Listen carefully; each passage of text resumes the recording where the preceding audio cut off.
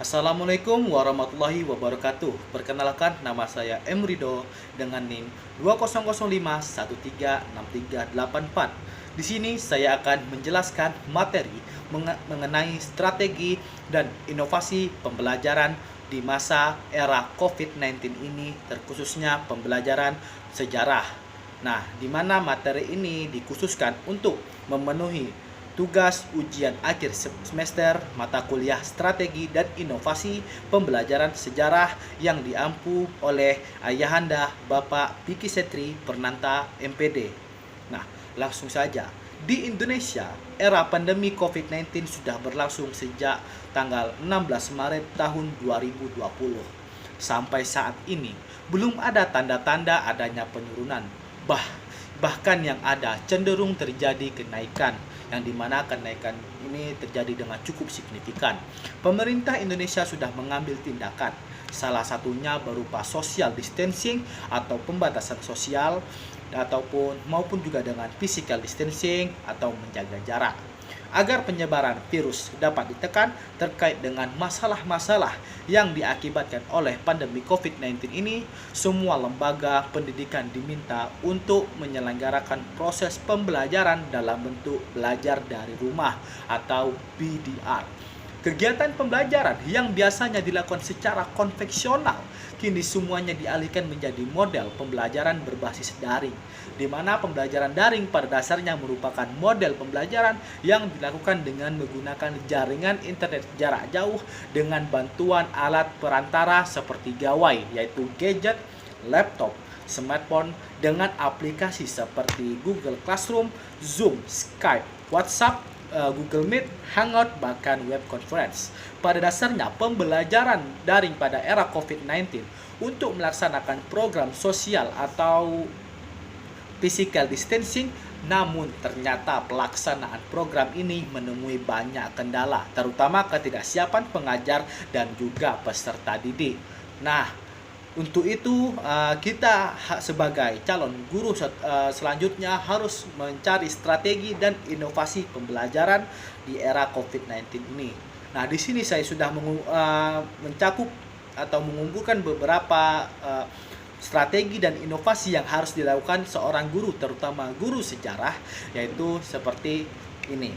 Nah, strategi pembelajaran jarak jauh atau daring yang dilakukan selama masa pandemi adalah proses kegiatan untuk menciptakan pembelajaran yang optimal dengan pemilihan materi atau bahan ajar dan juga media. Sedangkan inovasi guru selama masa pandemi dengan menciptakan suasana pembelajaran baru secara daring menggunakan platform maupun sosial media. Peran guru yaitu sebisa mungkin ditingkatkan literasi IT-nya seperti sosial media, video pembelajaran, komunikasi WhatsApp. Nah, kemudian mendorong orang tua maupun peserta didik. Sedangkan peran orang tua yaitu komunikasi intens dengan guru dan mengarahkan anak didiknya mengikuti instruksi atau aturan guru, di mana strategi pembelajaran yang bertujuan proses pembelajaran online atau jarak jauh dapat terarah dan optimal, serta pembelajaran tercipta pengalaman baru dan kreatif untuk mahasiswa dalam mengikuti pembelajaran di masa pandemi.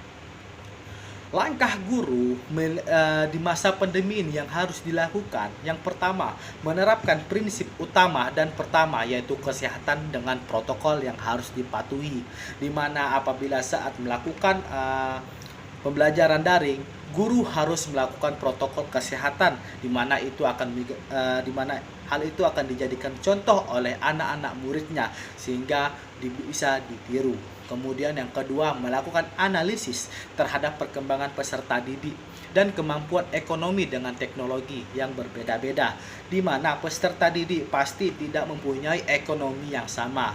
Ada yang rendah, ada yang menengah, dan juga ada yang tinggi. Nah, untuk itu guru harus bijaksana menggunakan platform media sosial dan juga perangkat yang digunakan agar semua peserta didik dapat merasakan ilmu secara daring, secara setara dan juga maksimal. Kemudian yang ketiga, mampu merancang, mendesain, dan memilih metode pembelajaran media yang akan digunakan.